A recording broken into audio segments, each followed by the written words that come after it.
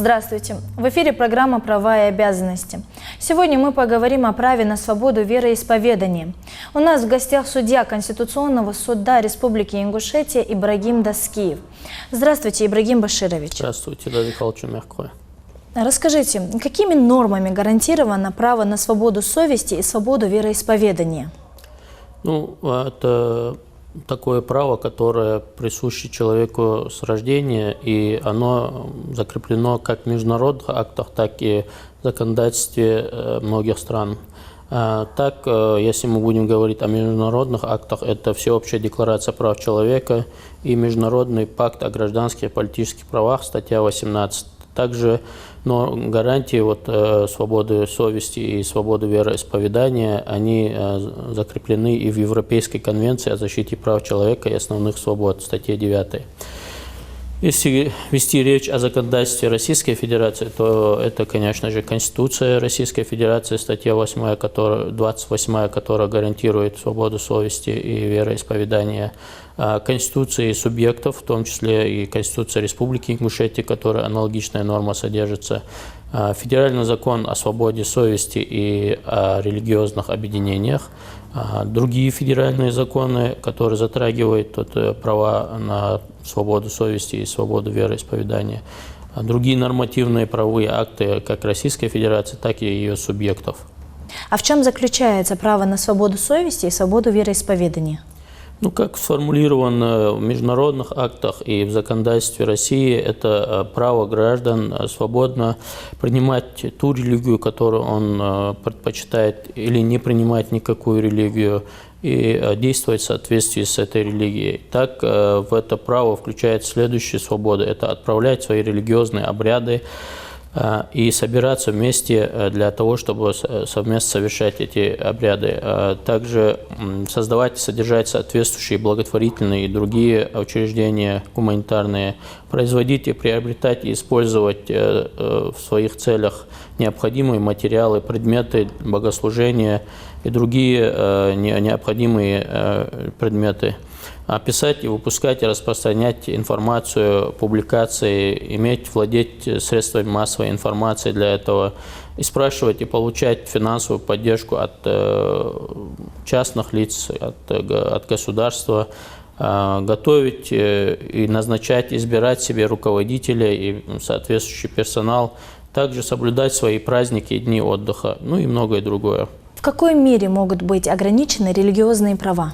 Как мы уже отметили, религиозные права или право на свободу совести и свободу вероисповедания, они принадлежат человеку с рождения и закреплены как в международных актах, так и в законодательстве стран многих, в том числе и России.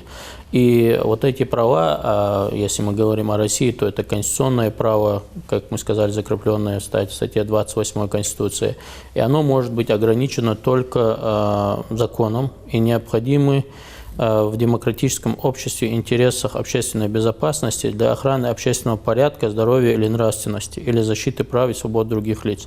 То есть статья 3 закона о свободе совести и религиозных объединениях устанавливает, что право человека и гражданина на свободу совести и свободу вероисповедания может быть ограничено федеральным законом только в той мере, в какой это необходимо для обеспечения защиты основ конституционного строя, нравственности, здоровья, прав и законных интересов человека и гражданина, обеспечения обороны страны и безопасности. В других целях ограничивать права верующих или религиозные права не допускается. И, как я отметил, это нужно делать только законом. То есть, если мы говорим о том, что каким-то постановлением правительства либо России, либо субъекта, либо приказами какого-то министерства или уставом школы или каким-то другим учреждением, эти права не могут быть ограничены только федеральным законом и на основании для достижения тех целей, которые указаны в законе. Других ограничений закон не допускает, и даже установление преимуществ, ограничений или иных форм дискриминации в зависимости от отношения к религии не допускается никоим образом. А существует такой термин «светское государство». Что он означает? Как правильно нужно его понимать? Ну, в соответствии со статьей 14 Конституции Российской Федерации, Россия является светским государством. То есть никакая религия не устанавливается в качестве государственной обязательной в России. Все религиозные объединения отделены от государства и равны перед законом. Принцип отделения религиозных организаций от государства означает, что государство не навязывает никому ту или иную религию и не препятствует осуществлению его религиозных прав. Также государство не вмешивается в деятельность религиозных организаций, если они не нарушают закон. И они все, как я уже сказал, все религиозные объединения, вне зависимости от того, какой религии они принадлежат, они перед государством имеют одинаковый правовой статус. То есть они отделены от государства и имеют равные права и обязанности. Здесь, когда мы говорим о светском государстве, нужно иметь в виду, что кроме того, что государство не вмешивается в дела религиозных объединений, и религиозные объединения не должны вмешиваться в дела управления государством. То есть они не должны участвовать в выборах именно как религиозные организации, создавать политические партии, каким-то образом воздействовать на принятие решений государственным органам и так далее. То есть здесь нельзя путать, когда речь идет о том, что человек, который исповедует ту или иную религию, он как гражданин идет на выборы, то есть никто это право у него не отнимает, независимо от того, к какой религии он принадлежит. Другое дело, как религиозная организация сама не может, как религиозная организация, участвовать в выборах вот именно под своими там религиозными флагами и идеями. Вот об этом идет речь. В некоторых образовательных учреждениях нашей страны были случаи недопущения учащихся в связи с тем, что они носили платки или другие головные уборы. Вот насколько правомерны такие действия со стороны администрации учебных заведений? Эти действия неправомерны, потому что в соответствии с действующим законодательством в Российской Федерации гарантируется равенство прав граждан независимо от отношения их к религии и убеждениям. То есть закон, как мы уже выше говорили, не допускает каких-либо ограничений религиозных прав. Если Конституция говорит о том, что человек имеет право исповедовать религию такую, какую он хочет, и действовать в соответствии с ней, это значит, что он должен действовать в соответствии с установлениями этой религии. Если это касается его одежды или каких-то обрядов, то он имеет право на ношение той одежды и совершение тех обрядов, которые предписывает ему религия. И каждому в нашей стране гарантируется это право с рождения. Вот, как мы уже говорили, в соответствии со статьей 2 закона о свободе совести и религиозных объединениях, права человека и гражданина на свободу совести и свободу вероисповедания регулируются федеральным законом. И законы, иные нормативные правовые акты, которые издаются в России и каким-либо образом затрагивающие права на свободу совести и свободу вероисповедания, они не должны противоречить федеральному закону о свободе совести и религиозных объединений. Это прямо предусмотрено в этом законе. Также надо отметить, что вот это право на образование, если мы говорим об образовательных учреждениях, то оно, опять же, является конституционным правом. Да? Статья 43 Конституции гарантирует каждому право на образование. Причем основное общее образование обязательно. В нашей стране это образование обязательно. И здесь, когда начинаются вот эти препятствия чинить для этих учащихся в получении вот этих своих прав на образование и получение этого образования, обязательного для него, то здесь возникает вопрос, вот, каким образом и какую правовую оценку этому дать. Могу сказать, что из вот тех норм, которые мы перечислили, из их взаимосвязанного толкования следует, что никакими уставами и другими локальными актами образовательного учреждения недопустимо ограничивать право на свободу вероисповедания, включая право действовать в соответствии со своими религиозными убеждениями. Вот это право действовать в соответствии со своими религиозными убеждениями, оно включает в себя также право и гарантирует верующему право на ношение соответствующей одежды, которая соответствует его религии.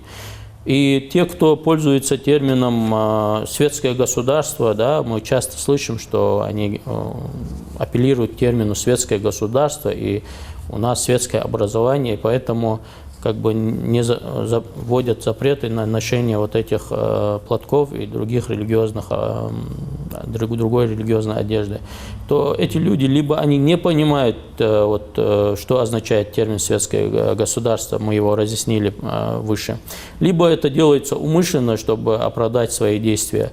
Светское государство никоим образом, как мы разъяснили, не препятствует осуществлению религиозных прав. Суть в том, что принцип светского государства ограничивает лишь участие этих религиозных организаций в управлении делами государства. И, как мы говорили, государство не вмешивается в дела религиозных объединений, и они равным образом отделены и удалены от государства. Вот что означает принцип светского государства. И он никоим образом не может быть фактором, который влияет на то, можно носить им. А почему так происходит? Создается такой образ злого мусульманина, да, и все, что связано с исламом, пытаются преподнести как зло и связанное с экстремизмом и терроризмом. Соответственно, видимо, сознание этих должностных лиц, которые ограничивают этих детей в получении образования, ссылаясь, что у них на голове платок или шарф, видимо, на них давят эти Ну, значит, они не знакомы со статьей 28, они не да? знакомы с действующим законом. Если даже знакомы, то они его просто обходят для того, чтобы оправдать свои действия. Каков правовой статус религиозных организаций и каков порядок их создания? Религиозное объединение в Российской Федерации признается добровольное объединение граждан, постоянно и законно проживающих на территории Российской Федерации, образованные в целях совместного исповедания и распространения веры и обладающие соответствующими этой цели признаками. Это такие признаки, как вероисповедание, совершение богослужений, других религиозных обрядов и церемоний, обучение религии и религиозного воспитания своих последователей.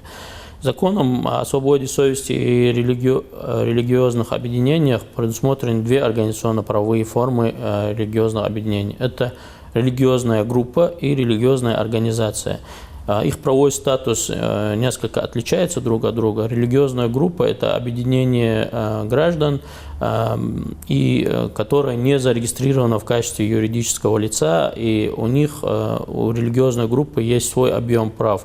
То есть они могут совместно или собираться для того, чтобы совершать религиозные обряды, проводить религиозное обучение и воспитание, а имуществом они пользуются тем, которое им предоставляется в безвозмездное пользование участниками этой религиозной группы.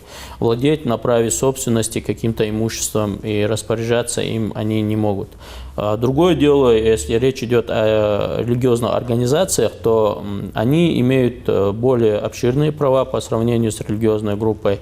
И они тоже бывают двух видов. Это местные и централизованные религиозные организации. Под местной религиозной организацией понимается организация, основанная участниками не менее 10 человек, и которая функционирует на территории какого-либо поселения. А централизованная религиозная организация, она состоит минимум из трех местных религиозных организаций, и у нее другой статус уже правовой. Религиозные организации, кроме тех прав, которые есть у религиозной группы, это исповедовать религию, обучать и воспитывать своих граждан, имеют также права на распоряжение, пользование имуществом. Они могут создавать другие благотворительные или другие организации, заниматься благотворительностью, издавать какие-то газеты и другие средства массовой информации содержать. Значит, они могут также получать финансовую помощь от государства и участвовать, и получать какие-то гранты и так далее. То есть статус религиозной организации правовой немного выше, чем религиозной группы.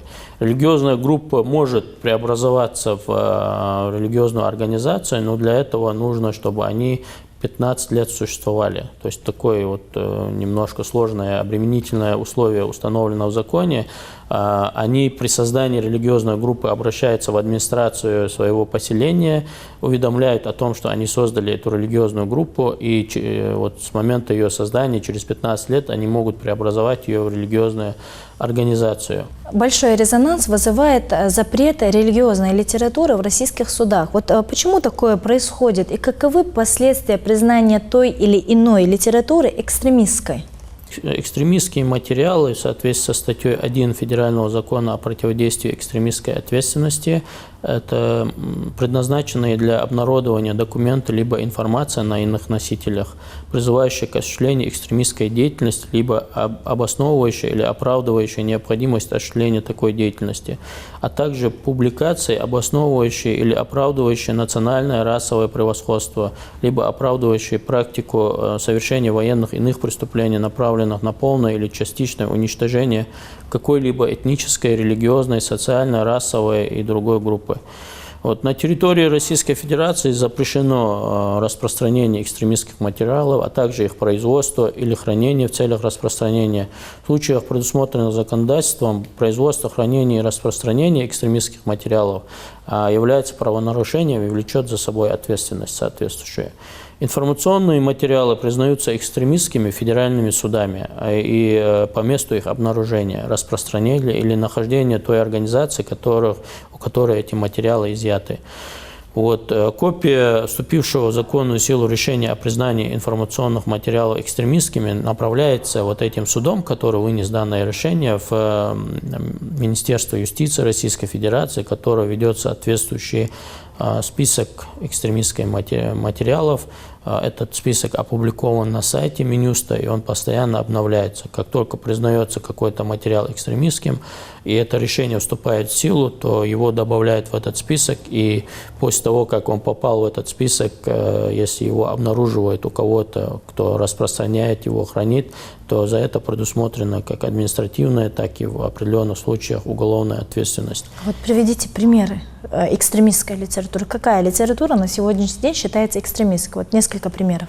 Ну, труды нацистской Германии, они давно признаны экстремистскими. Там, если ведется пропаганда этого превосходства и как бы обосновывается это, то в соответствии с действующим законодательством это признается экстремизмом и влечет за собой признание этих материалов экстремистскими. Есть еще одна проблема, которую тоже она юридическая, которую как бы необходимо решить, чтобы эти, например, вот эти материалы, дела о признании этих материалов экстремистскими рассматривались не районными судами, а хотя бы как минимум судами субъектов. То есть, допустим, если речь идет о какой-то области, то областным судом. И чтобы вот эти экспертизы проводились не где попало, а именно в каких-то обозначенных нескольких экспертных учреждениях, где будут соответствующие специалисты, которые могут дать всестороннюю оценку и сказать, действительно ли содержатся вот эти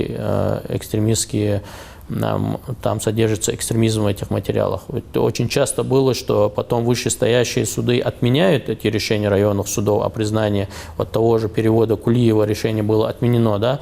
Но это вызвало такой резонанс, такое возмущение и социальное напряжение в обществе, что здесь, конечно, вот такого допускать нельзя. И для того, чтобы этот вопрос рассматривался более эффективно и качественно, то нужно подсудность этих дел изменить хотя бы на уровень судов-субъектов. И, конечно же, более тщательно и комплексно проводить экспертизы по этим материалам. Вот, предусмотрена ли ответственность за нарушение прав верующих? Ну, если мы говорим о том, что это конституционное право, и это право нельзя нарушать, то, естественно, за его нарушение законом предусмотрена ответственность. Это как уголовная ответственность, так и административная ответственность. Статьей 26 Закона о свободе совести и религиозных объединениях установлено, что нарушение законодательства Российской Федерации о свободе совести, свободе вероисповедания и о религиозных объединениях влечет за собой уголовную, административную, иную ответственность в соответствии с законодательством России. Если мы говорим об уголовной ответственности, то это несколько статей Уголовного кодекса. Это статья 136 Уголовного кодекса, по которой установлена ответственность за дискриминацию, то есть нарушение прав и свобод и законных интересов человека и гражданина в зависимости от его расы, религиозной принадлежности и так далее. Статья 148 Уголовного кодекса устанавливает ответственность за публичные действия, выражающие явное неуважение к обществу и совершенные в целях оскорбления религиозных чувств верующих и незаконное воспрепятствование деятельности религиозных организаций при проведении ими богослужения, других религиозных обрядов и церемоний. И статья 282 Уголовного кодекса, согласно которой установлена ответственность за действия, направленные на возбуждение ненависти либо вражды, а также на унижение достоинства человека либо группы лиц по признакам пола, расы, религиозной принадлежности и так далее. Вот. Что касается административной ответственности, то это статья 5.26 КоАП, которая устанавливает административную ответственность за воспрепятствование осуществлению права на свободу совести и свободу вероисповедания, в том числе принятию религиозных иных убеждений или отказу от них, вступление в религиозное объединение, либо участие в этом религиозном объединении или выходу из него, и умышленное публичное осквернение религиозной и богослужебной литературы, предметов религиозного почитания, знаков или эмблем мировоззренческой символики и атрибутики, либо их порча или уничтожение. Вот такие виды ответственности предусмотрены действующим законодательством. Конечно же, эта тема на сегодняшний день очень актуальна и не заканчивается на нашем с вами обсуждении. Хочу вас поблагодарить за познавательную беседу и пожелать вам удачи и успехов в работе. А наших зрителей я благодарю за внимание и напоминаю, что на сегодня в гостях был судья Конституционного суда Республики Ингушетия Ибрагим Даскиев. Каждый человек имеет право на жизнь, свободу и личную неприкосновенность. И не забывайте, незнание закона не освобождает вас от ответственности. На этом все. С вами была Хэди Гандалоева. До скорого.